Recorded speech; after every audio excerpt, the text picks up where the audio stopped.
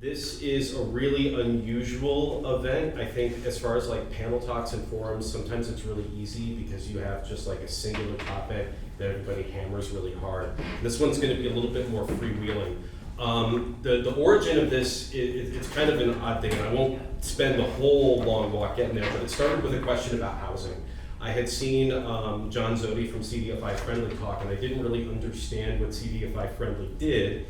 And I wrote him this really long email asking kind of these complicated questions. And he was like, yeah, we do that, but we don't really, but kind of, let's get coffee. And I was what it kind of triggered it was that when I'd been gone from the city for about 8 years, and when we moved back, we bought our first house. And me being a freelancer for the last 10 years and having pretty decent good years over those 10 years didn't matter very much in the home loan process. My wife, in the brand new job that she'd had for about a week, oh my goodness, that was really credible to the bank. And I was like, 10 years versus a week feels kind of weird. And so that's what I was talking to John about, was like the CDFI friendly help with non-traditional lending for people and things like this. And he's like, not really, but what an interesting kind of question to ask. And that got us to a place where we had a Zoom call with a bunch of folks, and I kind of had this similar long-winded, I don't really have like a fast elevator for it. And we got together a variety of people that have worked in organizations in Bloomington. And Gabe, if you could hop to the next slide, actually. Sure. This highlights how many. So these are the people that I've kind of been interacting with in and around Bloomington. We've got all these really important organizations that are doing really interesting things around here. But it seems like all of the work is done to kind of build up the organization, but the connective tissue and the ability to move in between isn't really present. And more importantly, like all of us that do artistic work and creative work, we're so unique in our process and we're so unique in our value sets, especially when it comes to whether we want to be entrepreneurs or whether we just love doing this as a passion, that it's really, really hard to identify us as a service group from a civic perspective. And compared to startup entrepreneurs that work in software or technology or manufacturing, that becomes a little bit more straightforward. So this was kind of an attempt to be like, well, what if we got like a bunch of cool creative people that kind of think about entrepreneurship, but maybe kind of don't, but kind of do. And all the people that really know entrepreneurship really well, but maybe don't know artists very well. What happens if we get everybody together to have a conversation? So that's how we got here to today and tonight. So thank you for that. But if we want to hit up and move to introductions, I want to pass most of this conversation off to these five and let them kind of introduce themselves and talk about the resources they provide.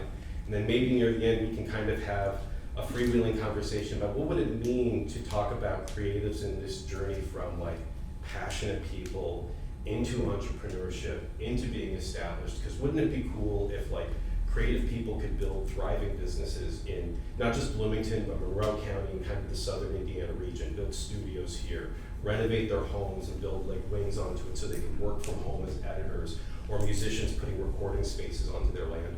Wouldn't it be cool if we could be like a really great region for that? Wouldn't it be valuable for the startup community as well, and our education environment and all the other kind of things that happen at the same time? So that's me done talking, but let's go through the line and hear from our wonderful panelists. And again, thank you all for being here.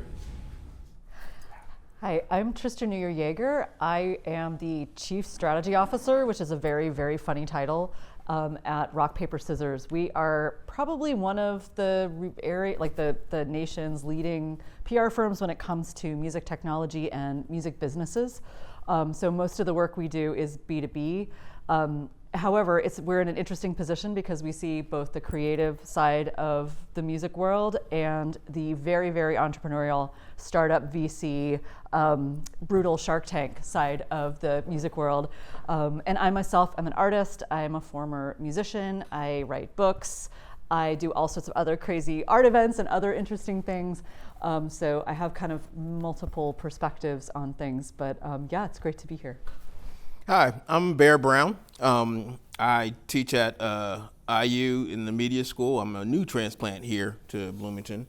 I've taught for 30 years cinematography at Savannah College of Art and Design, and now I'm here to help beef up the film area in the school. For me, I've been doing things like workshops and online and constantly looking to promote the I guess the creative aspect and just opening up, give people a chance. In my classes, I'm always carrying a film camera, and I tell my classes, like, look, if you want to give like photography a try, let me know, because I've gotten to the point now where I have more cameras than I could use like once per week. So I'm just handing them out to students. They go shoot, go shoot.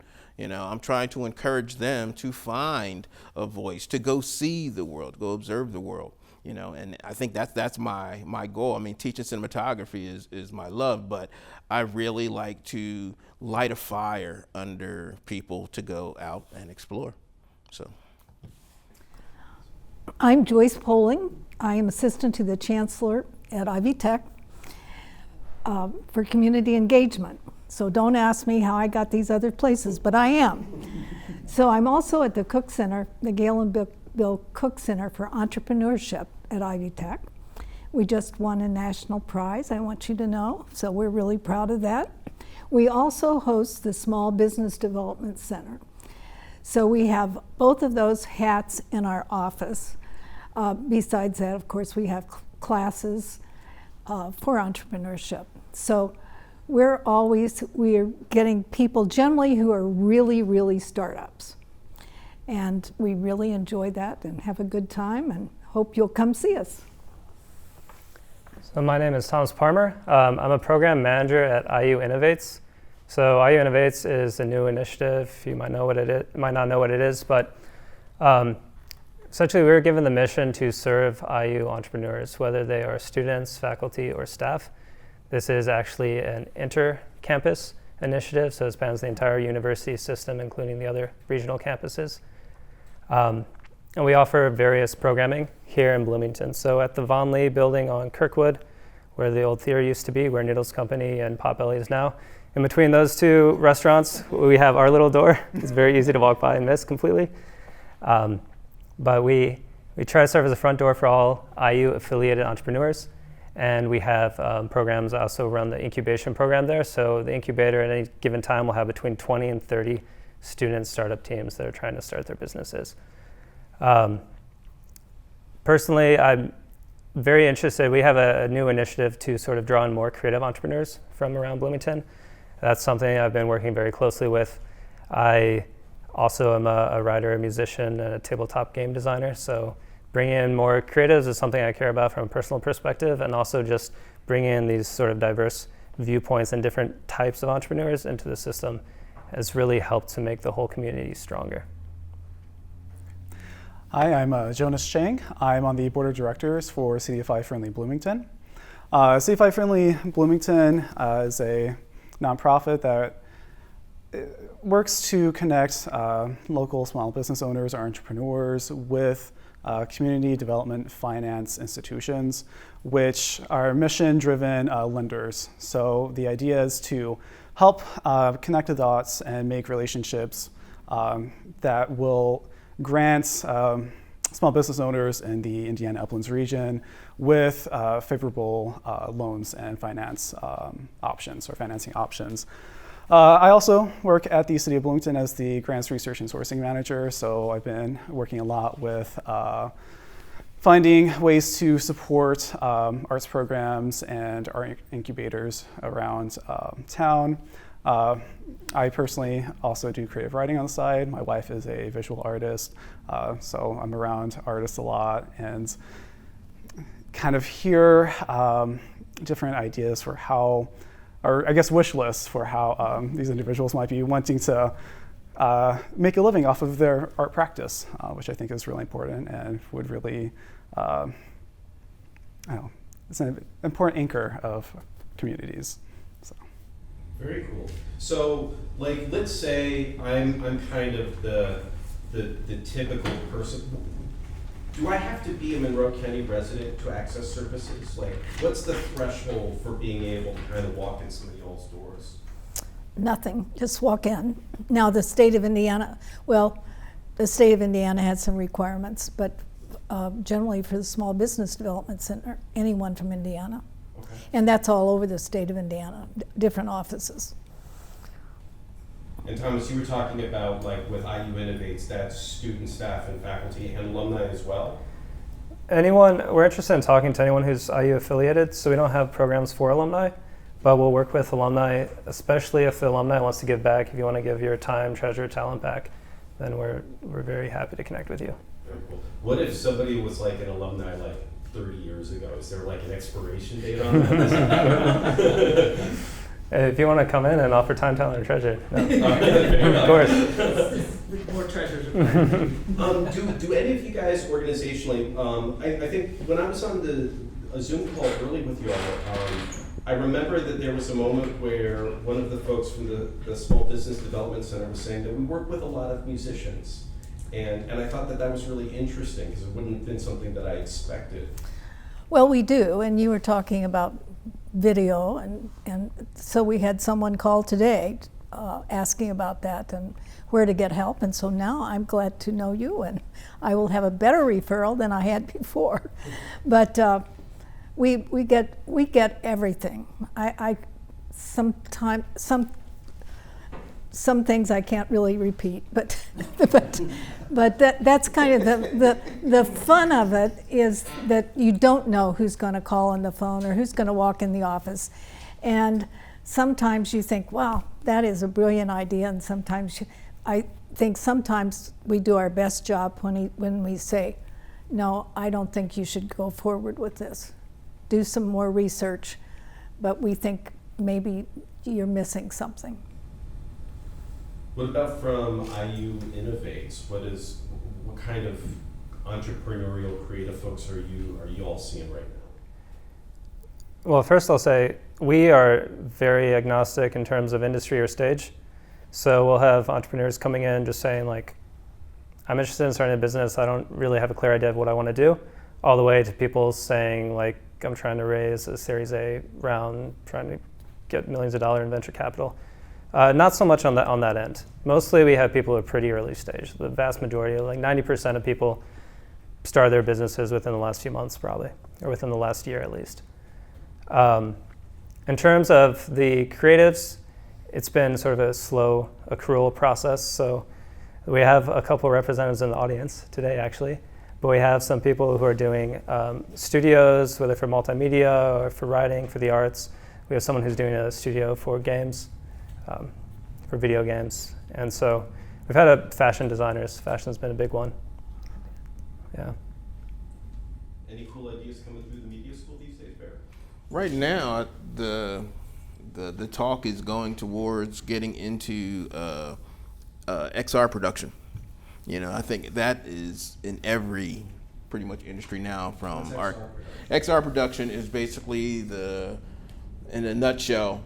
Like the Mandalorian, you take the background and you're creating something digital, or it's on a screen and you have people act in front. I mean, now if you look at any sports program, that's what they're doing. They're standing in front of a television screen and they're changing the background, but you would never really know because of the way that it integrates to it. And of course, when the Mandalorian came out, nobody knew how they were doing that until they revealed what it is. But the process of storytelling has become like, I think, well, I'll just say it. It is one of the benefits that has come from COVID.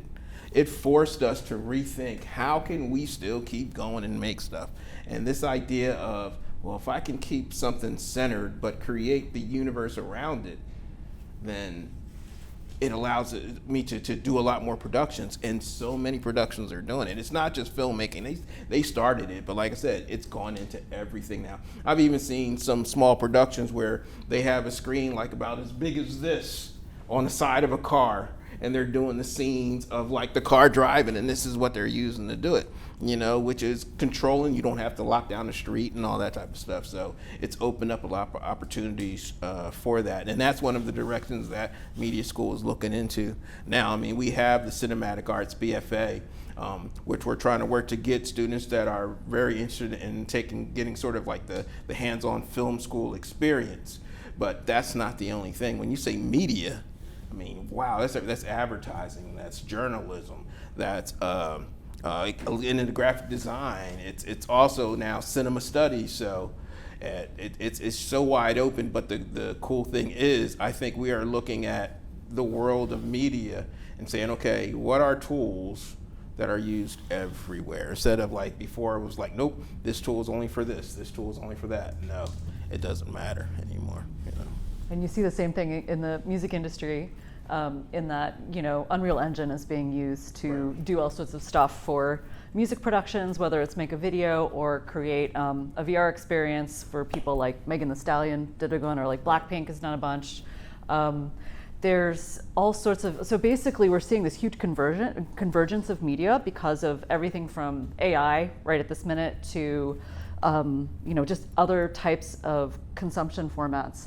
The music industry is really obsessed with this, what's been called bifurcation. So we have the traditional legacy route of getting a label deal, getting a publisher, touring, all those kind of things, which are still very much a career path. And then we have like all these people making music on their phones, and people like, if you guys know that track Soak City, for example, like I just won a BET award for like best newcomer. So all sorts of really wild stuff is happening, and the thing that, just to bring it back to Bloomington, is the barrier to entry and the threshold to actually make something really, really beautiful and cool is getting way lower. Yeah. So we don't need to have like a whole like Culver City level infrastructure to do that kind of thing. I mean, especially with music or with storytelling in various formats. Right. Like there's really no reason why we couldn't build something amazing here. Yeah. Jonas, with the stuff that you're doing with CDFI Friendly, what's like some of the more creative things that have kind of come in your way that have made sense for your organization? Yeah, so CDFI Friendly Bloomington, I'm just going to call it CFB. Otherwise it's a mouthful, nobody wants to hear me say that repeatedly. We started in 2018, right? And we've really started seeing people become more aware of us, and conversations have really picked up in recent years. But I really think that one of our first loan matches that we achieved in 2020 is a really great example of how we can support creative individuals in our community.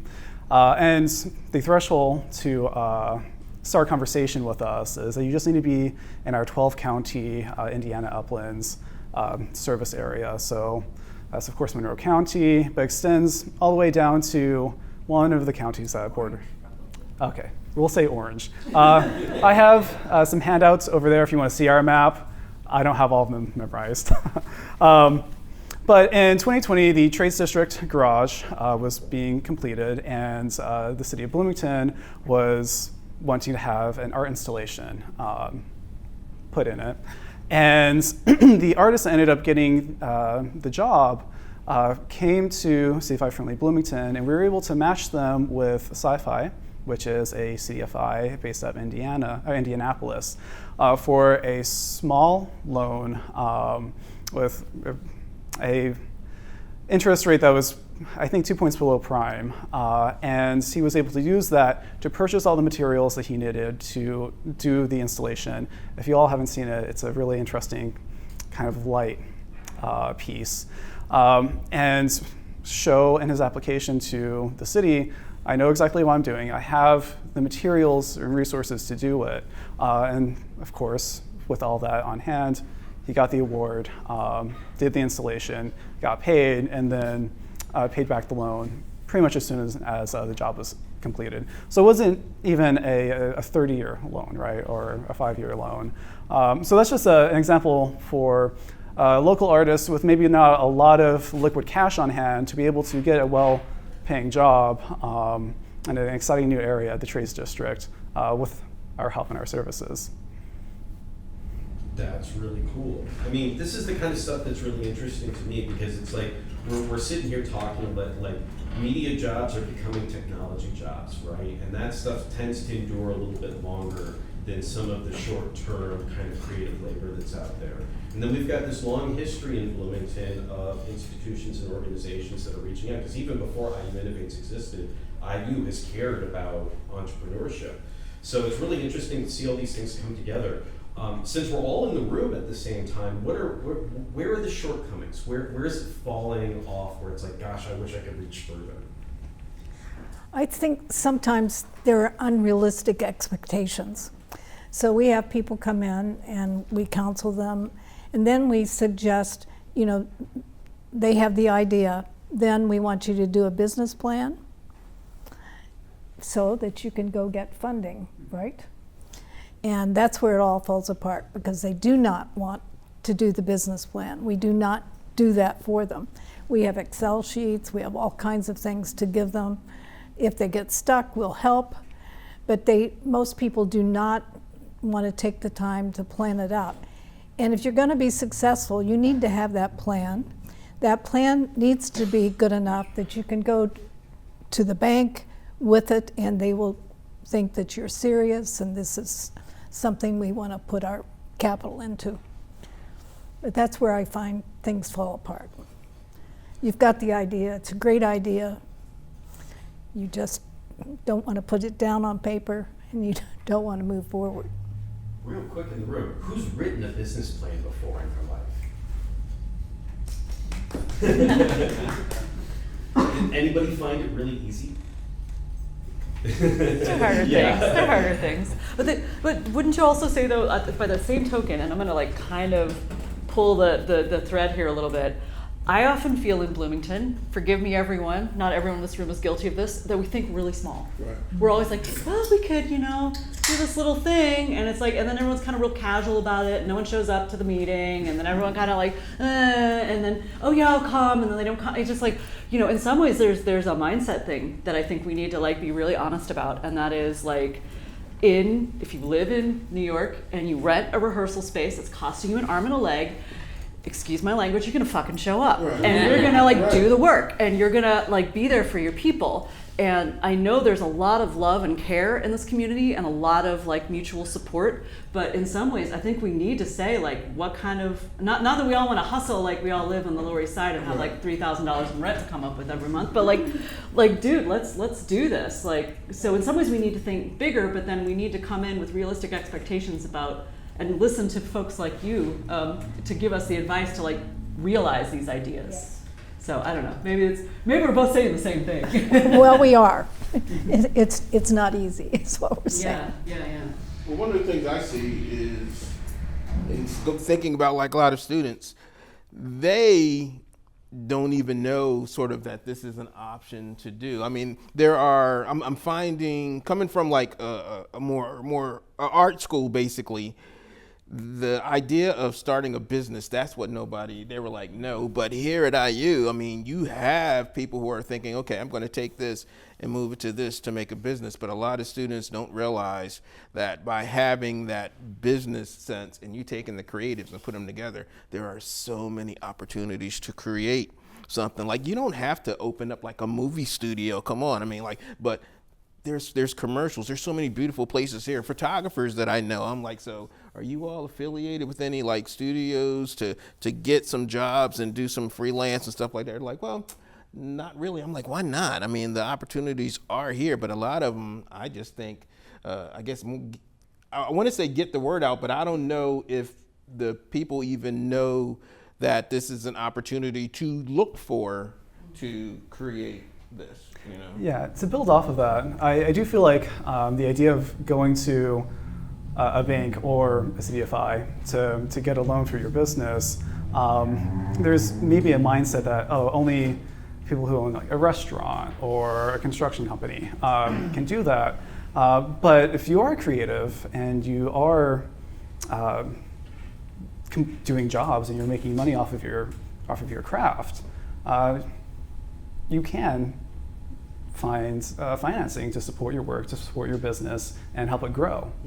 But I don't know what that mindset looks like maybe in Bloomington. Yeah, well, again, like students, I would say I agree with that. Students don't really know it's an option. There's a torrent of students that come into the funnel of IU and only a trickle that stay here in Bloomington. Where the drop-off post-graduation, I mean, that's where the drop-off is. So we can help students and try to develop them creatively through the 4 years. And at that point, either they have family maybe who are supporting them, or they're in debt from student loans, or they're working these part-time jobs. And then after that, the mindset is I have to go and find a full-time job.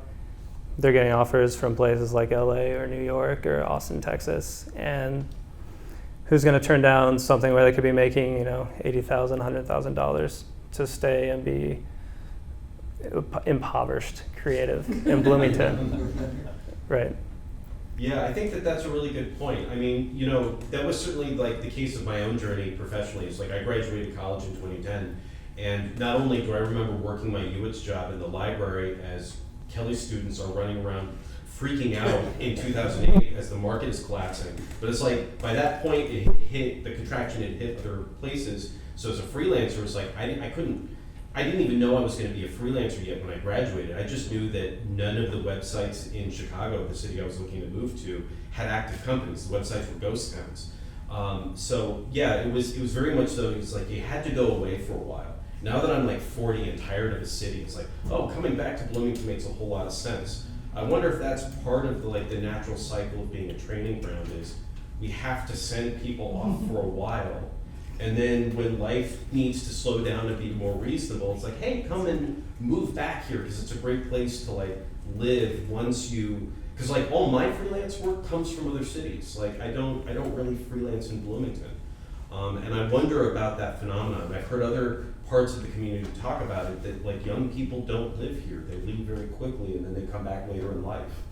So building in the bloomerang as a natural phenomenon, as opposed to kind of oh, that's interesting. Maybe it's just what it is, and it's okay. That's what we have to do. I don't know. Well, our Ivy Tech students, 92% stay in Indiana, There we go. You guys have figured it out. Yeah. just as an aside. There you go. She's like, that sounds like a you problem. An IU problem. Well, with the change of, I guess, the fields or the economy following the pandemic and the more remote nature of work, I mean, do you all think that is more accessible now? And is it possible for a young creative to be able to stay in Bloomington while still getting good paying jobs or gigs in big cities or servicing, I guess, larger companies? I think it's an option. The big question is how many of the students are even from the area. You know, when I first started teaching class, I'd ask people where they're from. They're telling me all these cities. I'm like, you're assuming I am from Indiana, and I'm not, and I don't know where these places are.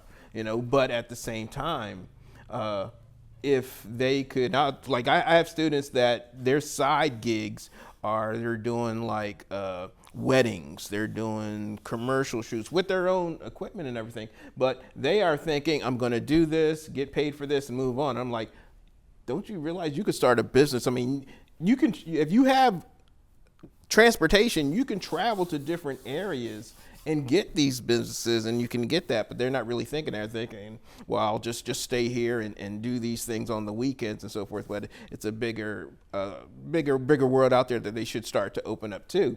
But they don't know about the opportunities of okay, there is places that can help fund me to allow this to go bigger. I mean, what we did, and this was totally under the table stuff, was we, in film school, we purchased our own equipment, and then we started to rent the equipment out to other students, which helped us to start to build money. And then we're like, why isn't it? Because there wasn't a rental place there. Then one of us said, you know what?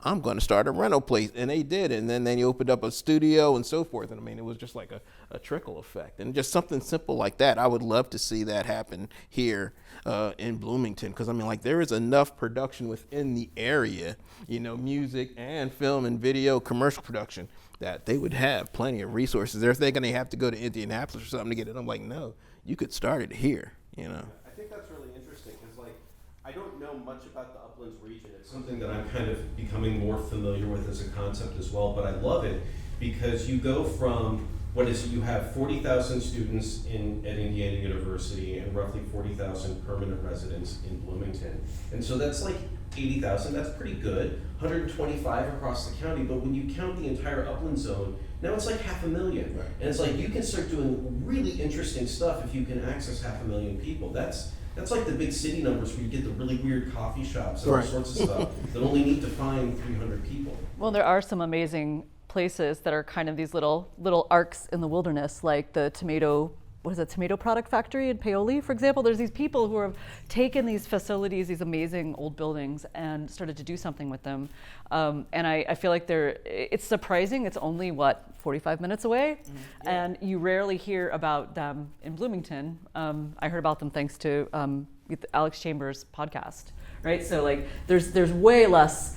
Why aren't we talking to each other? Right. You know, why does it feel like, there's a lot of cool people in Bedford, there's cool people in Spencer. Right. Like, there's not enough conversation. And I mean, part of that, just as someone who works in the media, is until recently we've had a dying media landscape. Like, really, the ecosystem has been incredibly impoverished. I mean, now we've got like B Square, we have, and the writer just kind of is in limbo. We've got like Limestone Post. We've got there's like today in Bloomington, I just got a new newsletter of like 10 stories about what's going on in Bloomington today. So there's kind of this like new resurgence of these smaller little media sprouts. There's a new paper in Spencer, the Owen Times. Yeah, and in Martinsville, there's a new one up in Morgan County. So in some ways, I think as creatives, I'm gonna get on my hobby horse here as a publicist and PR person, is like, we really need to start reaching out to journalists too, and saying, hey, because journalists are often really creative people. They love the arts. They want to report about cool stuff. But the more we can get together and kind of show each other love and support and do cool stuff together, and maybe artists need to start their own outlets. There's like so many, and that would connect more of the dots. And then you have that 500,000 people. But if they're not talking to each other, are they really a community? Right. Yeah, that's a good point. And where were you out in the woods? Because I hadn't heard of this place either. Where did your event? The 100th Hill, which is... yeah, tell us about that, because that was like new information to me. Yeah, there's an amazing singer-songwriter and writer, Krista Detour, who has an arts retreat that brings in people from actually all over the country and even some international people to either have residencies or have events just north of town. And she's really, really generous. So if you have an idea, let Krista know. And I mean, I can't speak for her, but she's often really receptive to a well thought out plan. So there's also in town, and I may be telling myself a little bit for not knowing about this already, but the Black Film Center and Archive that's in the Wells Library. Oh yeah. It's this enormously prestigious space that we have and record and archive of Black filmmaking. And they're amazing people, and they have such an important archive that doesn't exist anywhere else in the world. And they've been here since 1982. Right. And it's just like, I found out about it this year, and it's like, I don't know, of course, on some level that's like my fault, but like, how do organizations figure out how to get the word out? Because we don't have local broadcast, not really. Our radio is fragmented, the listenership isn't strong enough to really get the word out. Social media kind of sucks for this, because you're playing against an algorithm, and nobody wants to sign up for a newsletter. So like, how do we let people know that there's stuff? Maybe we should make some broadsheets, like get all 19th century, just like put some cool stuff up there. Hey, there's an amazing, but this is actually another great question in that IU has all sorts of wonderful events, bringing people in who are sources of inspiration, and you never hear about this amazing stuff that's going on, at least in the community, or you don't hear about it enough. And so I think there is a huge gap and potential to create something where people could find out. And we're losing the daily student. Right. I think community is such an important word. Technology, I don't think technology is the answer for creatives. Lowering the barrier to entry doesn't help, because now you're just competing against so many more people. With the advent of AI and all these technologies, it's easier than ever to create home movie or music videos on your phone, but everyone else can do that too. Right. I think what we're banking on IU Innovates anyways is community, right? So we're not competing as one individual against 7 billion others. We're competing as Bloomington against other centers. And just being able to bring that together and create that connective tissue between these things, and kind of getting away from the how there. But that's sort of what we're thinking of as like the strategy, try to elevate Bloomington as a whole. Just get different communities talking to each other within Bloomington. Because right now, you have like the Media Arts Group, you'll have Cosmic Songwriter Club, and you'll have different groups at IU. But trying to create more mesh between them. So you can have creatives from different mediums working together. Something I've always kind of been interested in is in a community like Bloomington, which a lot of it is student-based. And this kind of goes back to the idea of keeping graduates in our community. Every year, 25% of the students are graduating and potentially going away. And how much community knowledge and relationships are we losing every time that happens? So it seems difficult to maybe keep these organic webs of communication and community functioning as high as they could be when a lot of the creatives are leaving each year, and maybe they come back, 10 years later. But what does the landscape look like at that point? So I don't know. Just a thought. Yeah, I think, and one thing, like institutions and programs can help with that, maintaining that sort of that knowledge base while people graduate off. And it's also really important to always be developing the next cohort of leaders. So if you have the student leaders, right, and you have a really strong game design club or something, you need to be telling those students who are leading it, like, start training the next generation, because otherwise you're going to graduate off and then that club's going to be defunct because there's no one to step in and fill those shoes. Right, we're kind of dealing with something like that. The Student Cinema Guild we have, and the younger students coming in, like the ones that are running it now are letting me know they see less freshmen coming to it to like see what's going on in the program, because like the freshmen are, instead of like finding these people that want to work together to do productions, what they're doing, they're going out, like you said, they're just using their phones and like, oh, I can do that. But they don't understand what the community does to, all right, fine, I don't care if you want to shoot with your phone, but it's great when you don't have to hold the phone and you can actually direct and somebody else is holding that, And one of the things I was thinking of when you were talking was, if there were certain events, let's say, like I think about all the festivals that happen in Bloomington, and it's like, what if, like the place that you just mentioned, there was like a festival that wasn't just simply like, we have musicians here, but we have musicians here, and we're going to collaborate with certain groups, and we're going to make like music videos about the festival, and that would get that collaboration going, but also it would open up the idea so people find out what's there. Because I think, like for me, when I found certain things or certain events, I'm talking to other artists about, did you know about this? Like, what is the ironworks thing that goes on here? It's like they melt down all this iron. I'm trying to remember what, but I found out from other photographers, right? And it was just like, what? And it's not that far from here, Sculpture trail? I think so. Right.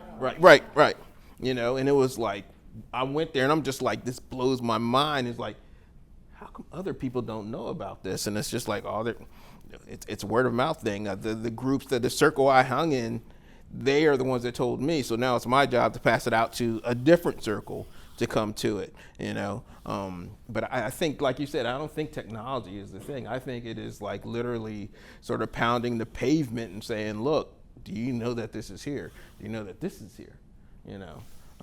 To get the word out. Because when you just said that about that place, my head was like, oh, I've got some ideas that, for events out there at that location. Because like, what is it, Switchyard Park, they do, Food Truck Fridays.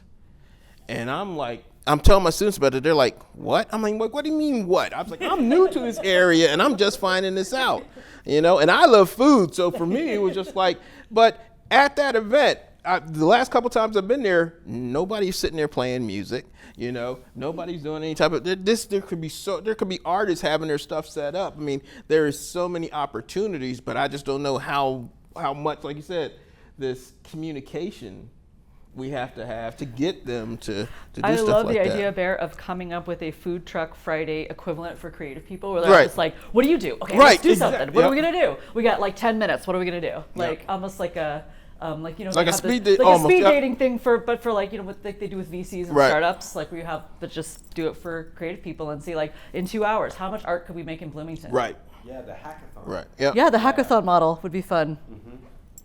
Yeah, no, that's interesting. There was when I was in Austin, Adobe came through and they did, and I don't think they do these anymore, but they did a creative jam, and it was this exact kind of idea. Adobe sponsored the evening. They took over some car club garage, so they had these beautiful cars in the background, And then they did really poor PR, I mean, really bad communication in the city, and they still found 8 teams of creatives, and you showed up or you had to go film something during the day, and then you edited it in the middle of the space, and you were like fish in a fishbowl with your computers, while the guests drank and watched you work. Oh. Okay, that sounds horrible. It was actually kind of fun. Okay. You had to drink too. But, and then you know, 45 minutes went by, and then you had to show what you would make. And you had this really limited editing window, and you could do a little bit of pre-baking at home, but you had to kind of do some stuff there. And then they picked a winner at the end of the night, and that was like the whole thing. And it was sponsored by Adobe, and it just, boy, did you feel cool doing it. And some of the people that I met there, I continued that relationship for like another 6 years. And I think that that's kind of part of it sometimes with these events, is you meet 1 or 2 people when you go out, and then you just retain that relationship over a period of time. It's not like you go out once and know 60 people all of a sudden. You know, I think that's an interesting part of it. Okay, so let me bring this question to kind of another face of it. So when we talk about arts and artistry in Bloomington, that's huge. That's not just media people. That's traditional artistry, that's sculpture work, that's painting. And I mean, I've got the head where it's like, oh, I can find a role for this in anything technology driven. But how about y'all share some thoughts on how unexpected parts of the art world kind of make sense for the things that you do? You know, because we've got so much in Bloomington, maybe people just need ideas. You know what just happened before this started? I went up and looked at one of the exhibits up there, that the postal thing. He's like making all these sculptures using like the first priority mail things. And I'm looking at his sculptures and I'm like, I need to talk to him about doing art direction, you know, or production design for like a production that I'm working on, just simply something like that. I think, I know, I was thinking about students, one of the biggest problems with student film production is production design. And I'm like, well, where are you going out to find production designers? Like, oh, my friend said. I'm like, no, and don't think about film. Go out there and look at other areas. Are there designers? Are there painters? You know, is there somebody in music that when you see it, when you hear it, it creates a mood for you? Talk to them to help create and bring them in. And I think that type of reaching out, let's say, would start to break those barriers. Because if in film, we are very guilty of thinking of only people in film can work with me. And like one of the things I learned real quick is the whole world was designed for filmmakers. There is nothing out there in the world that couldn't be used for filmmakers. At SCAD, they created an equestrian major. Now, how that works with art, I have no idea, but they created an equestrian major. And in the area of Savannah, there are a lot of people raising horses and stuff like that. So it became like, you know what? Well, why don't you do stories or documentaries that have to deal with this type of environment? Look at Yellowstone, you know? And it's just like, oh, well, I guess I could use them. Yes, you can use them. You know, I mean, what if you want to tell stories creatively, you've got to figure out ways to bring in things from all different areas to make it more interesting, other than just the my roommate is going to be my actor, you know? Another way that I think, another like sort of mindset thing we could have in our toolbox is to think about merch. And I know that sounds like really belittling to someone's beautiful pottery or weaving, but if you are, say, a storyteller, if you're a musician, and you start thinking about like, how could I partner with someone to create like a physical iteration, a different, like a way of telling the same story but with an object, and then maybe putting it in that rubric of like, what kind of interesting merch could I create that extends my work. So in the music industry now, it's gotten a little bit haywire. You know, I've heard of everything from like really elaborate wooden puzzles that like were really difficult to ship to like, there's a band called Health that had like band branded butt plugs. I'm sorry, I didn't make it. I'm just reporting. If you listen to Health, it makes sense. Yes, please look up Health and you will understand instantly why that was a great merch choice. But you know, why aren't we tapping each other to make interesting things together that extend our worlds and like create a whole universe, including physical objects that are maybe made in, you know, ways that are ancient. You know, like there's some cool possibilities there. And to build off of that, with CDFIs or CDFI Friendly Bloomington, there is a way to start funding for endeavors like that. So if you need a space to make all of those, or to source the resources to develop a bunch of merch, or even the shipping costs. Something else that we've seen artists have some success with up in, I believe, South Bend, is at their arts festivals, the tents. We have, is it the 5th Street Festival? Yeah, festival here. Those aren't free, right? You have to pay to rent them, to have the space. But in South Bend, some artists have been able to access CDFI funding to get the initial cost to rent the space for the weekend, so that they can sell their art or their pieces, and then pay that back at the end of the weekend and make a profit off of it. That again, they may not have been able to do without reliable financing. Okay, that's very cool. So one of the things that I also want to get to is, I'm keeping a loose end of time. We're at 6:45, and I'm loving this conversation. So I want to throw another piece into it.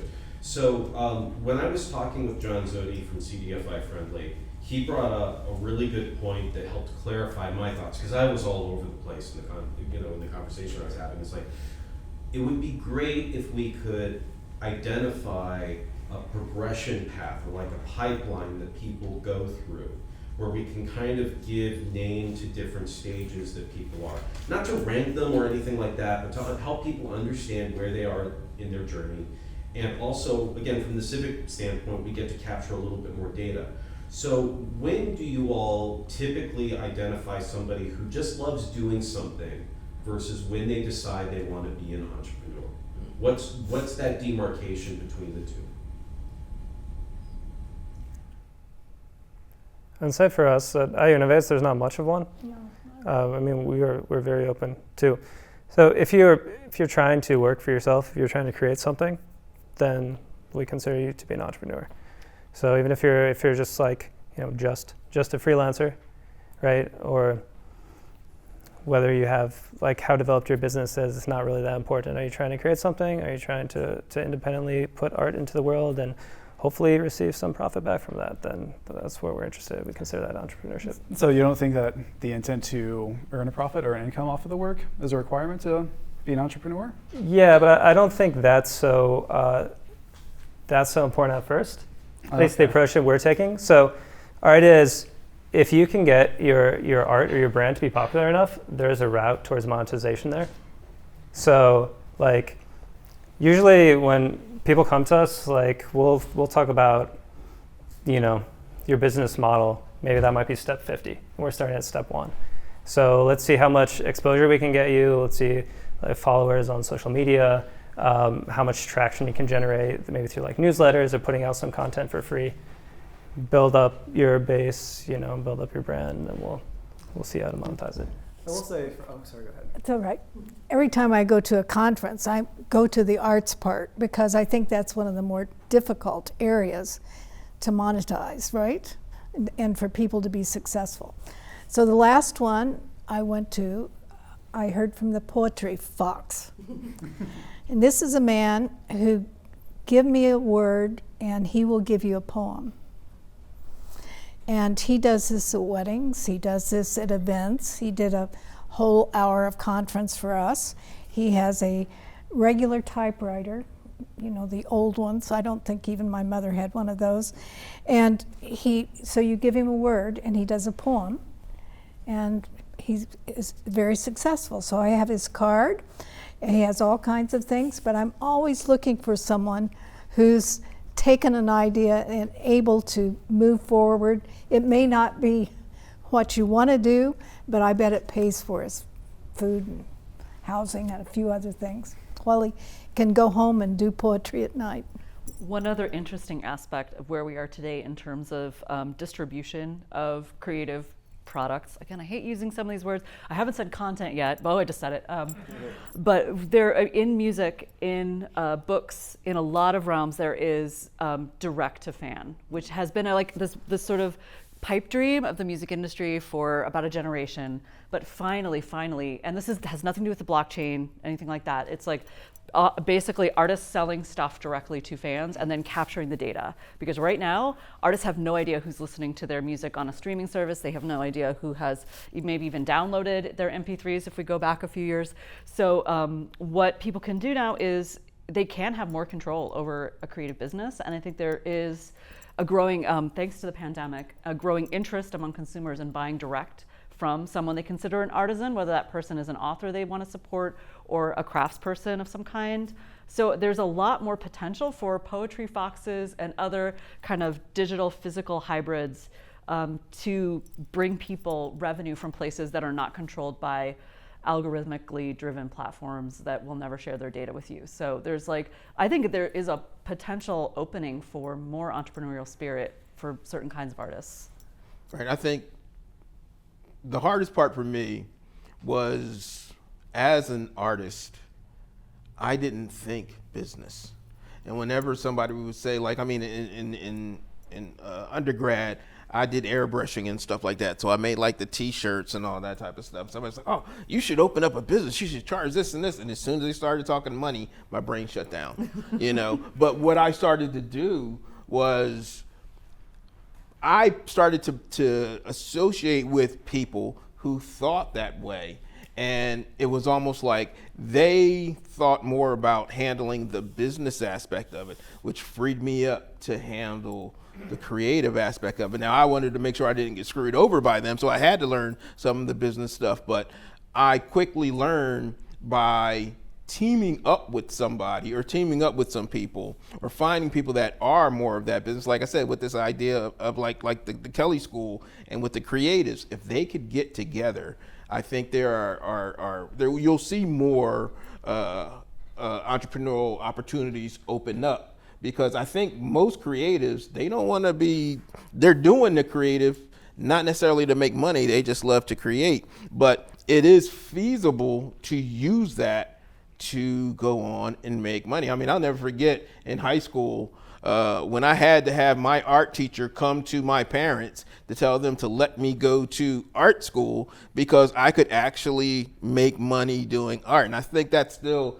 a problem that we have. But as a creative, I never thought, oh, let me think, business plan and all that stuff. But I had friends that did know, and they were like, you realize you could live doing what you love if we work together and create a system that allows you to do your thing over here, the business side's over here, but we come together in the middle, And I think that's where the real struggle happens, because I'm seeing that in a lot of my students. I'm like, I wish you two could get together and go work, because I'm finding more students, they don't want to be creative, they want to help creatives make their work, So that's where, when you're talking about entrepreneurial, for me, it's literally when the person says, you know what, we can make money doing this. But most creatives, when they hear that, they're like, no, that I'm not thinking that way. But someone in the team needs to have the intent or vision to make this something that can sustain your lifestyle. Right. Correct. But to your point too, I don't think people necessarily know that at the beginning.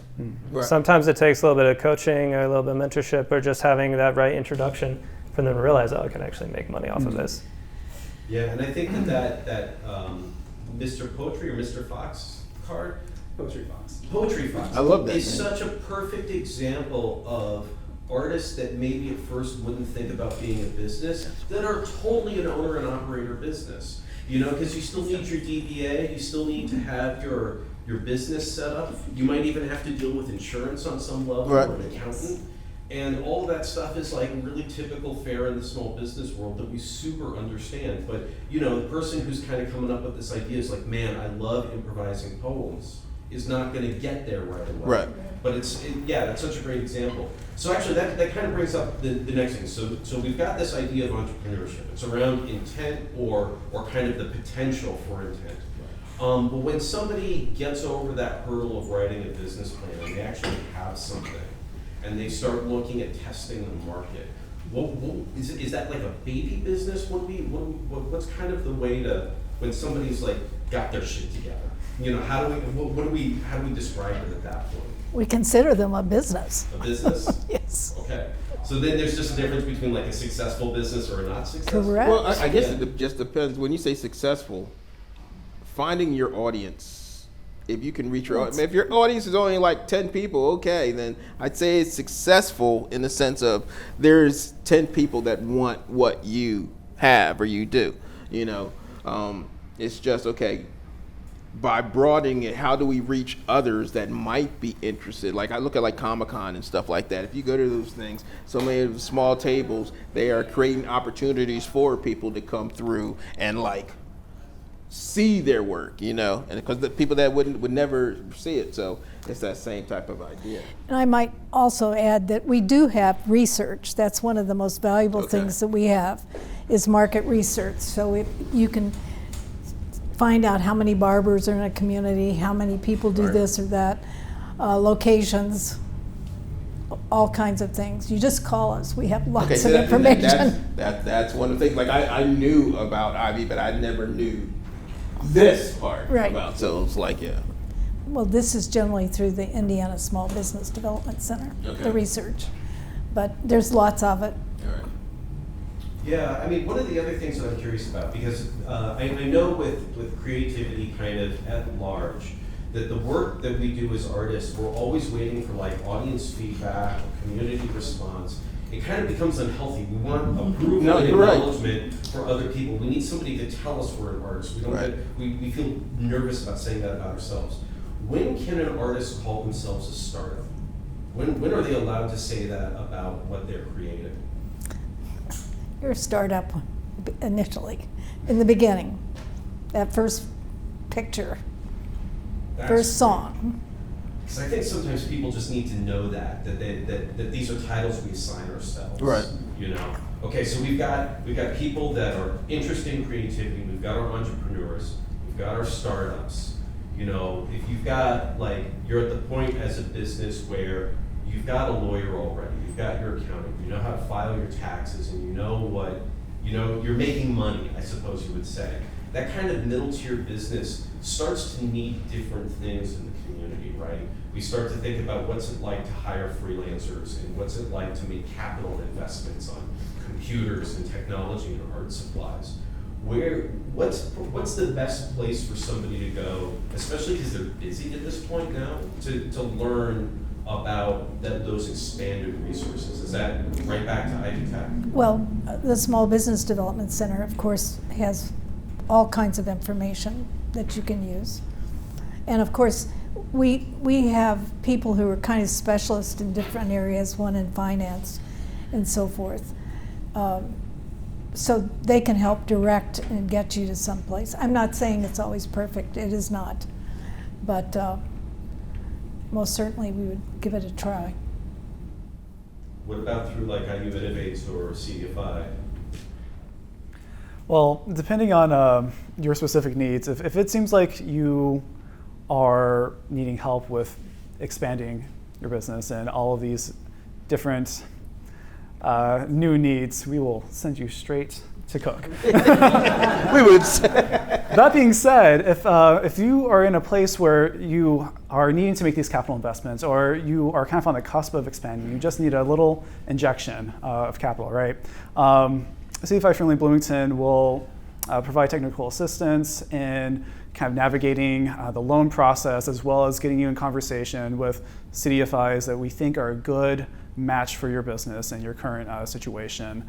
And that will be kind of starting a dialogue where maybe it makes its way to a loan being finalized, or maybe we need to kind of take a step back and have a conversation with another CDFI.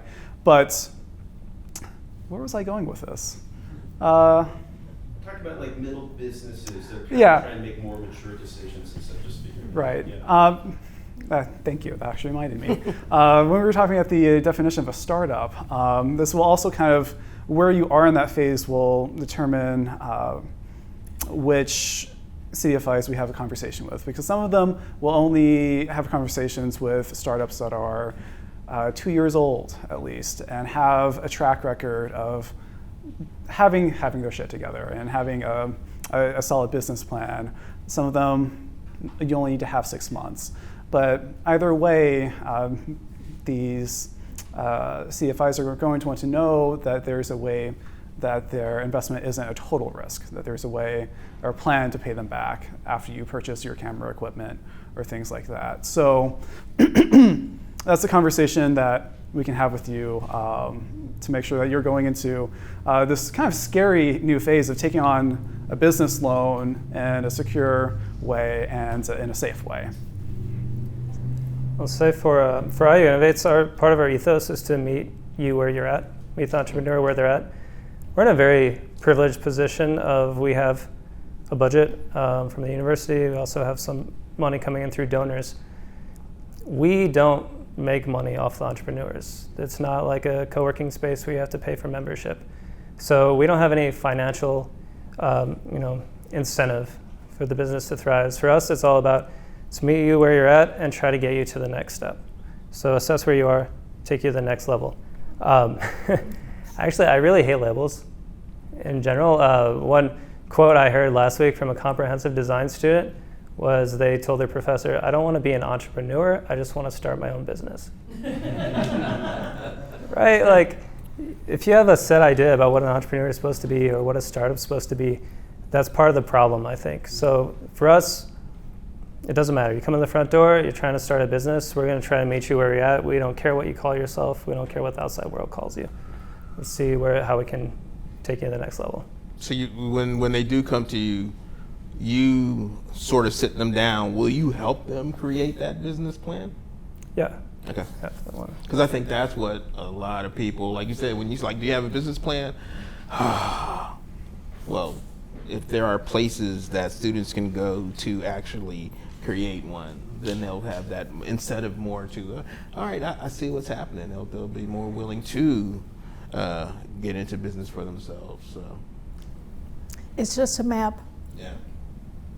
Could I ask a pain in the butt question? Do it. I'm really curious. We've talked a lot about the sort of, mercantile model of the creative industries. And those are, obviously, we're all going to be working within that framework. We need that. But I think there's also something that we were talking about before with community, which is an intangible, that no matter how many business plans or, your turnover, what your turnover is, you're still going to need, there's something else that creatives desperately need. That is a lot of other things, whether it's like feeling like there's a critical mass of people, knowing where to find those people, and other basic human necessities like affordable housing and insurance and stuff like that. So I'm just kind of curious about, especially for folks who work really closely with individual entrepreneurs, what do you think is missing from our culture or like our town that would encourage more that intangible, like that's something where you're just like, you go there and you're like, wow, there's a lot of stuff happening. There's a lot of energy here. There's a lot of people I can talk to. I can like turn to someone at the coffee shop and be like, well, what are you working on? And I'll get an interesting answer. Like, what else do we need to be thinking about besides some of these like really helpful practical stair steps? I don't know. Affordable housing would be nice for artists. Check. Absolutely.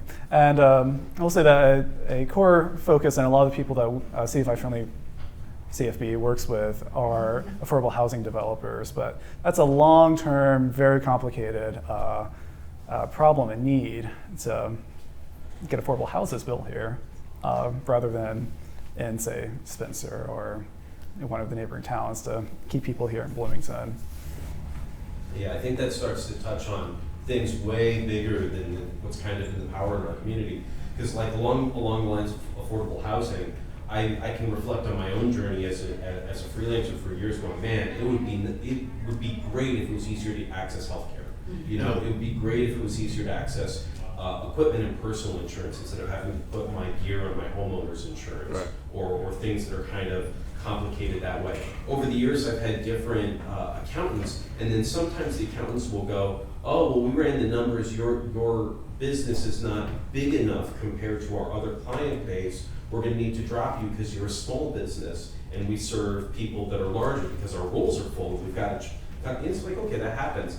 But it's like, now I think it's like some of these services that are missing, with the legal access, the accounting access, heck, like tax incentives in the state or upside down, and could be so much broader and more accessible. I think sometimes you have cities do interesting stuff, like when I lived in Chicago in the 2010s, if you registered as a graphic designer with the city, your art supplies were tax-free if you bought them inside of Chicago.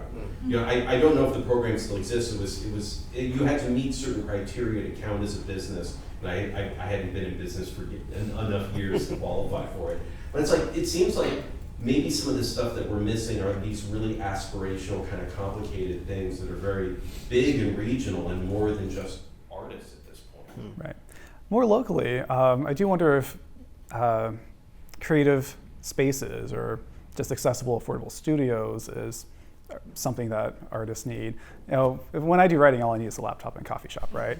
But my wife needs an easel and place to put paints, and it's really hard to do in a Starbucks, you know, to just whip out a canvas, right? They might get upset. But she is privileged that the university provides such a space. But when you're out of the university, how do you access studio space as a musician so you don't piss off your neighbors? I don't know. Is that? I was just reading about a music incubator, which we don't have, which I would think in this community we could support one. And you think I think Jacobs would be pretty excited about that too, some of the folks there, as well as IU Heron. There's like a big music tech, well not big, it's a notable music tech department they just opened. There's a lot of energy in music. And it comes again to communication, doesn't it? None of us know what the other's doing. We're not communicating as a community. And I don't know how to solve that. I think one of the things you said about creating that space for creatives to go to would be huge with it. Like, of course, there's the coffee shops and stuff, but there's no place that is known, at least that I know, that really wants the creative community to come to find. Like when you talk about, like as a writer, what happened in Savannah, there were certain venues where writers would get together. I mean, you may be sitting there working on your laptop doing it, and somebody else is over there, and it's like, you know, can you come look at this real quick? And then, but they created their own community, but there was a space for them to be, you know, and I think that's one of the things that is missing, a space for creatives to just be. Right. So, I mean, we have the mill in town, but that's not really the kind of space that we need. That's maybe more tech or startup focused. But we do need a space for creatives, similar to the mill. But if we were side by side with it with the tech folks, we might have some fun. Right? Yeah. Yeah. I think sometimes it's just the people that mix it up at the bar or the coffee shop, and they run into each other, or they, you know, it's friends to go see a band, and they run into other friends at the venue, and they're from totally different work cultures, and then there's an intermixing moment that happens. Yeah, it makes me think a lot about third spaces and kind of the national decline that we've had in those kind of environments, and just the general need for that to come back. But I love the Food Truck Friday, Food Truck Friday model, where it's like a pop-up, right? Like you suddenly have this space that's been declared, like for the next 3 or 4 hours, we can come here and do weird stuff together, or have tacos, whatever comes first. Both. Or both, yeah. But like maybe that's, and I know that the city has, you know, they'll have like artist parties and stuff like that, and there's like definitely I feel like there's a little like embryonic form of that, but maybe we need to try doing something like really brings people together for tacos. Yeah, no, the city does do really cool art parties, and that, I mean, we didn't mention it, but I just put it out there safely. Critiquing these things and talking about these things is not meant to diminish or take away from what people are already building. It's that scaffolding mindset, what comes next and on top of that. We're at 7:08, so we've got until about 7:30. Do y'all have questions for us? We've been kind of talking for a minute. Has anything come up from the audience point of view that you've heard? And just shout it out, like, you know, it's a small room. Right. So I came from Indianapolis. I was there for about 6 years and was able to develop myself as a creative enough to quit my full-time job and focus on writing and publishing my first 2 books and selling my art and being an actor full time. And that has led me into being involved in the local film community and relocating down to Bloomington. I have just become a part of the theater community. And the biggest question that comes up is the money aspect of things. You have people on the technical side, you have people who went to school for this and spent $5,000 on their equipment, and they're the first people on set for a film every day. They're the last people there. They're constantly working. And if they're lucky with a lot of like these low budget films, they might make $100 that day. And it's rough. And the biggest issue that I am exactly what you were talking about. I want to do the art for the art's sake. I do want to eat. I do want to have a glass of wine at the end of the night. And I don't know where, like that's not my job. I'm not the producer, I'm just an actor when I come on set. And the biggest issue that most local filmmakers have, and the local theater that I'm working with now, is how are we gonna have enough money to make a quality product, pay all of our people, and then be able to distribute it at the end of this. Like, we're doing it for the passion. How can we actually contribute back to the people that are devoting all of their time and their energy and their talents into what we're trying to create here? I think one of the, speaking with the film world, because I don't know, like, if they are features versus shorts, because I mean, like, if nobody really makes money off of shorts unless the short is to build into a bigger film. Like, I look at the film that won an Academy Award a few years ago, Coda, right? Coda was a New England-based film. The people that worked on it all have worked together for years in New England. But what they said was, we're going to work together, create a film that, not necessarily to get us on the market, but get our filmmaking skills into the public's eye. And by making that with Coda, because I believe Coda was it on Apple? Yeah. That they, right, you know, so there's like, if you have an idea of where you can put it and put it in the face of an audience that wants to see it, then that's going to open it up. Because like with film, you don't get the return until after the film gets picked up. But I think a lot of filmmakers, they kind of live in a dream world of, we'll make this film and everybody's going to want to see it. It's like, do you even know your market? You know, and a lot of them don't. They're just like, well, I hope somebody says, like, I hate to tell you, but you have to make a film that people will want to go see, not make a film hoping people will see it. And I think that's a big thing. But it takes, like I said, the community to come together and say, you know what is it, like short-term sacrifice, long-term gains. There has to be like a step where it's not about the gloss. It's about, like I said, the substance, the content. You get musicians to do the score and everything, but your marketing or your aim is to get this into a particular position that's going to open up other opportunities for, I said, more filmmaking to come in, but more people to fund filmmaking to come in. Because that's what's happening now in New England right now. What was it? Blow the Man Down, Coda. It's like 6 films that were like, after Coda, it was like, okay, boom, boom, boom, boom, because they saw that this community actually can do something, okay? You know, and I'm not saying it has to be Academy Award, but it has to get into a position where, like, Bloomington is recognized. I think even Indiana needs to get recognized as filmmaking town, because I know we have plenty of people that have made films. I mean, other than Breaking Away, there's more stuff here. You know, seriously, you know. So, yeah, I think that's what needs to happen. I actually think musicians do this really well. Somebody says that their band is playing, all their friends show up. Right. Filmmakers, we can be better about seeing our Yeah, friends' you're right. projects. Okay, Yeah. the music, like hold my earrings. I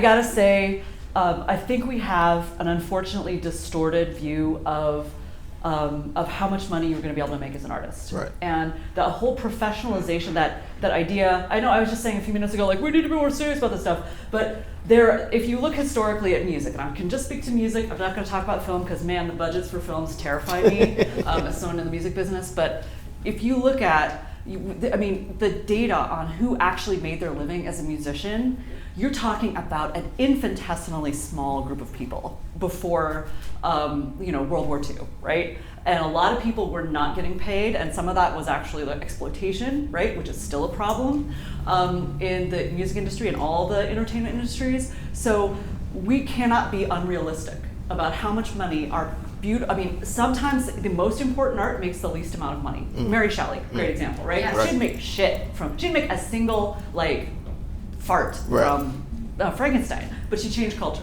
However, that's hard to eat, culture change. And so there's gotta be, but we gotta be but I really wanna encourage realism in that we can't, if you are able to hustle and put together a life, that's wonderful, but even people in much more resourced communities where people are making money hand over fist, it's not the creatives, right? If UMG may be killing it on the stock market, but that's not trickling down to their artists, even the big ones. So we've got a system that's a little wonky, and we have to be really super realistic. And if you're making something because you want to make it, if it's the work of your heart, the market is completely uninterested in whether or not that's the work of your heart. It's completely irrelevant. So, however, there could be more care and concern for one another that we could provide that outside of that market framework, and maybe that is the key to creating more creative energy in a place like Bloomington and helping us we have the small town advantage in that way because we know each other as humans, and we can, but it's gonna be, most people are not gonna make their money from being a professional artist doing whatever they want. That's such a rare fate in the history of humanity that we gotta be realistic. Right. Sorry. No, I was going to say, to piggyback on that, I think one of the things is the community has to help promote the community. Totally. You say you're a writer, and it's there's only a couple Bloomington writers that I know of, and it's okay, with that writing, well, this is what you wrote. Okay, well, when other people that it's are they telling others about what you've done? Because I think writing, now the big thing has become real crime stuff, true crime, and with those books, those stories, every place has them, but not those words haven't gotten out, let's say, so if there started to be true crime novelists here, the fact that what just happened, what was it? The Demon House was what it was called, but Netflix created The Deliverance, based off of a paranormal story that happened in Gary, Indiana. Even though they based it in Pittsburgh in the movie, it happened in Gary, Indiana. And the paranormal world has blown up over this, because I follow a lot of paranormal podcasts, but now they used to be, let's go to the Conjuring house. Forget that. Now everybody's wanting to come to that area. Unfortunately, the house has been knocked down, but people still want to come and do investigative stuff there, So, but it became from word of mouth of saying, okay, there's this thing that happened in this small place, Gary, Indiana. Huh. Where Michael Jackson's from? Yes. Huh. But that's how it's spread. And I think that's with you writing, getting the word out to people. It's let people know I've done this. Let people know I've done this, and that's gonna. Because I would love to start meeting with some comic book artists here in Bloomington. Yeah. To that point, and to a lot of other points, the idea, the necessity of communicating what's going on and who's involved, that I feel is foundation, and it's where my heart is. I want to let you all know that about a month ago, there was a local news summit over at the Mill, and that I attended. And what came out of that, of all these people from the many counties around here, the Upland region, who have news outlets or are reporters or are concerned about local news and keeping local reporting alive, what came out was the sort of a consensus concern and desire for a local news aggregator to point you towards stories, towards issues, towards people, towards what's going on, towards trends, and two, towards arts and who's writing and where are the authors and where are the teaching things, can they melt down iron to make sculpture, where can we carve limestone, the whole thing. A local news aggregator, which is technological and needs a business behind it and needs funding. So just to let you know that desire is here. The desire is here. The understanding that we need it is here. The people to put it together are here. There has to be funding. Right. So if there is a way to organize the money and the administration and the and sort of the structure to pipeline students into working there, it's there. The desire for it is there. Which leads me to the question, is there a publishing track at Ivy Tech? Not that I know of. There's English, in different areas, but I don't know about publishing. I'll have to check that out. Yeah, just a suggestion that that's where entrepreneurship and technology and It may be passion called for something creativity else. would come Yeah. together in a publishing arts track, arts tech and business track.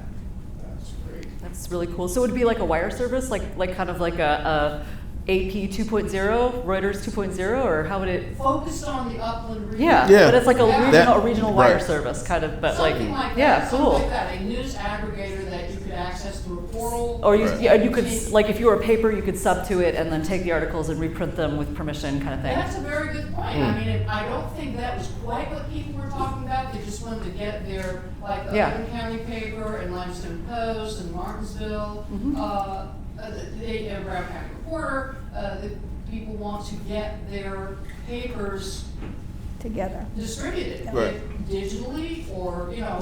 just get them known and have people coming to see and getting the stories out. I think the History Center here has been very active in having authors in at different times on Saturdays, or plays, and I don't think you find that often in many history centers, so I commend them for that. Well, Morganstone Library Store is the hub for authors and writers here. That's a third space. Where was it? Morganstone. Bookstore. Okay. By the Just to your by point, College Right. Hall. spaces. But I want to mention the Olin News. Yeah, Charles mentioned it too. Because we're working on a documentary about Spencer. So I got to know the Olin News, and what's interesting about them is they're a nonprofit, and they've got funding from the Community Foundation there. And the Community Foundation has also helped them tap into other funding from the state. So to me, it's a very interesting partnership where, basically it was the vision of one journalist, in a very small Okay. staff, but who's partnered with the local community to bring in money. There's a lot of money now for nonprofit initiatives. money There's out there. I mean, not a lot, but relative to the money for investment in small town papers, which is non-existent. There's money. There is So, money out there. The small staff's getting paid, and it's just an interesting. Of course, they're a smaller community, but it's very concrete the way I see it. But they're very vigorous. Pardon? They're very vigorous. They are working very hard in that community. Yes. I'm so proud of all the work they're doing. Yes. So, yeah, that's just a model that I like. Charles, can I make another comment on that, and kind of going back to the previous question too, about like how to actually earn money off of things? And this is going to the communication aspect too. So, like a lot of times, most times, what an artist really loves, like their top works are not the ones that made them money, right? One of the nuts that we have yet to crack that we're working on is the two-sidedness of this marketplace. So we've talked a lot about creatives needing business help and not vice versa. So work a lot with startups, right? What does every startup need? Every startup needs a logo. Every startup needs graphic content for their website. They need graphic content for social media.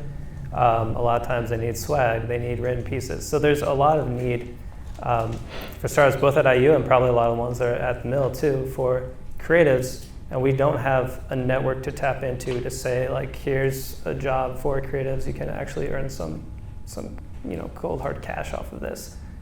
And that, I think, ties into the communication aspect too. How do we bring these two sides of the marketplace together? Hi, I wanted to ask you a question. You mentioned about how the idea of the world being built around filmmaking and, finding people outside of that world to help you on productions.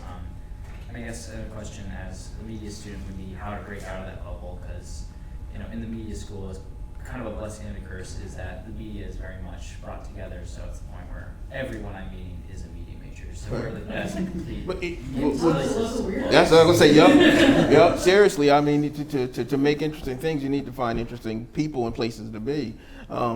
Just branching out, go across the street from the RTV building. There is a acting department right down the road, and many students, they don't even go over there. I tell people, like, look, there's I'm sure there's like improv groups here. You said you're a part of the acting community here.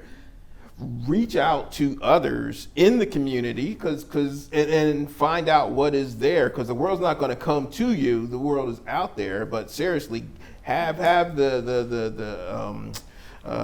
be proactive and go look for things. I tell like stories of back in the day when people would go into a diner and they'd see somebody. It's like, oh, you know what? I love your look. You interested in acting? Nobody does that anymore. But why not? You've got coffee shops that you guys go to. You've got restaurants and stuff, places you hang out. Go to these places, and you never know who you're going to bump into. You bump into somebody, and it's like, yeah, at home I do some sculptures. You do what? So you manufacture your own stuff? Or, yeah, I do cosplay. You do what? I mean, I love running people do cosplay because they have the creative mind to put things together. We're talking about production design. Or you might run into somebody who is very business savvy, and it's like, you know what? You're going to be my producer. It's like, what? You need food for your production? All right, let me go talk to Domino's and see how many pizzas I can get. Let me go up to the what's called the College Mall and talk to these stores, because these stores actually have there are times during the year where they have like all this surplus stuff that they will allow people to get super, super, super cheap. Is there an outlet mall in the area? Columbus. Okay, because that's what we used to do. We used to go to the outlet mall, one in Jacksonville, one in Hilton Head, 1 hour this way, 1 hour this way. And that's what students used to do. So, I mean, that's just the beginning of it. But I also want to point out, it is hard for one individual to do all this. So the more you can learn to collaborate with others, like talk to your friends and say, hey, you know what they talked about here at this place? They talked about this and this and this at this panel here. Get the word out, and then you'll find that others around you might be interested in helping you create the stuff. Just don't rely on your own person to do it. It's making me think we need to do like a map of weird Bloomington, of like places you should go if you want odd things to happen to you. Good odd things, not scary, but. Well, to this point, to kind of help people find some of this stuff, there are printouts floating around with a pile of QR codes on them. Those are newsletters and newsrooms from different organizations. They're definitely worth finding 1 or 2 to subscribe to. If we're out of papers in here, there's 2 taped up on the wall in the hallway, and there's more up in the lobby where the bar was serving as well. But it's not everything, it's not comprehensive, but it's a couple of the organizations that are here. So if you're trying to find people outside of your bubble, it's a good way to bring in some extra information. Henry. Yeah, I would just like to throw out that I'm with the Arts Alliance of Greater Bloomington. We have a flex space at the Arts out at the mall. And there's a room back there that's available to people. For instance, Friday night we're having an open mic with Arts with Migrants. Okay. And there's those kind of things. So if you have an event or a way for people to gather and communicate, there's that space there. And I'd be glad to host you. So would they contact you through the mall? Yeah, AAC at Bloomington.org. Okay. Arts Alliance website. Right. Yeah. He's on our board. Okay. Yeah. Okay, so I think. Yeah, I was good. Just going back to the business side of things, I was going to mention that there are business pre-accelerators. So in 2018, I did BSTART, which is the Bloomington Economic Development Corporation, and it was a free program, and it taught me how to have a business or an entrepreneurial mindset. So I took a short film to it and I said, I want to make a feature and I want to make this a viable business, and went through this program and went through that. And that was for, you know, it was like 10 IU students with tech SaaS products and me with a film. But there are other programs like that, because I think having an entrepreneurial mindset is where you're like, okay, no one's gonna go pay to see or I won't make any money having a concert, but a bar will pay me more money on a slow night. Or we'll make more money selling butt plugs than tickets. No, seriously, no, you're right. Sorry. It's that entrepreneurial mindset is just like, you gotta come at things sideways to find out what works. And the city has a finance-related workshop, I believe, on November 6th, something like that. That's for artists. So if you want to learn more about exciting world of finance, it should be a fun. It should be a pretty raucous, fun night. There we go. Well, this has been great. We're right at 7:29. This is perfect. So thank you everyone for being here, and our panelists for being part of this. Do you guys want to go down the line and plug your organizations or things that people should know about? Just I was going to ask, is there going to be, I would love to see a transcript of this, because so much stuff, and I said I should have brought my notepad to write a lot of this stuff down. Like right? little AI assistant to... Yeah, we should have an outcome from this. One of the things that I'm working on is trying to create, and right now it's just a shitty Google Sheets spreadsheet of all the different kind of interesting resources that I know top of mind in Bloomington.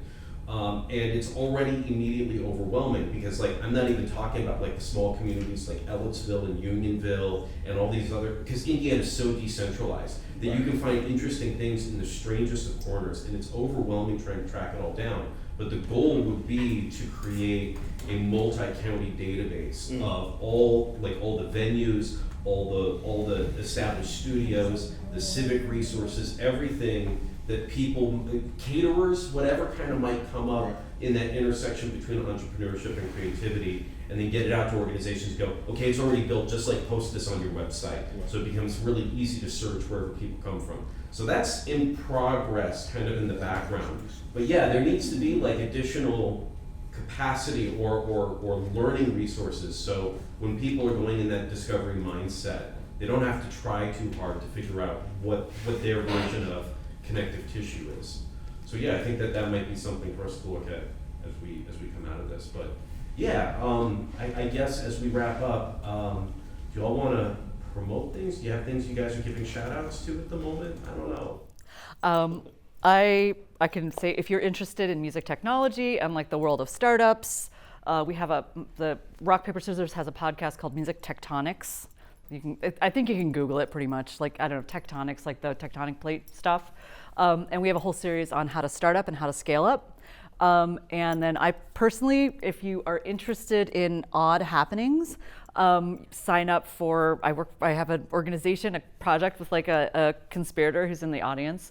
It's called Midwest Fable. There's no vowels in Midwest because that's not, vowels are expensive. So you gotta buy the vowels. So midwestfable.com, we sign up for a mailing list because we've got some crazy stuff coming down the pike in a few months. So yeah. Yeah, I'm still finding my grounding here in Bloomington, so I don't have any things going on. Actually, one of the things I'm trying to work on now is a website or something. There is no place for particularly the media school students to go to like find out information about stuff. Like I got a film going on. Where do I go? I mean, I push them to the Indiana Film Network and those things associated with them. But I mean, like that's what I'm working on now. But other than that, I mean, like if people do want to find me, I mean, if you type Bear Brown, Media School IU, I'm the only one that comes up. So. Well, we have lots of courses. We have all kinds of things that are outside of courses, like the Small Business Development Center and the Cook Center, which are removed in a sense from the classic school classes you would have. We also do training, of course. So right now, if you may know that Crane will probably be having some microelectronics, so we are doing classes in that. So Ivy Tech is very nimble, and when things like that happen, we usually look at that as an opportunity to help the folks in our community. I'll say the link to subscribe to our newsletter is on those papers that are floating around. We have a section for upcoming events. Our first newsletter went out 15 minutes before this panel started. So You did it! building as we go.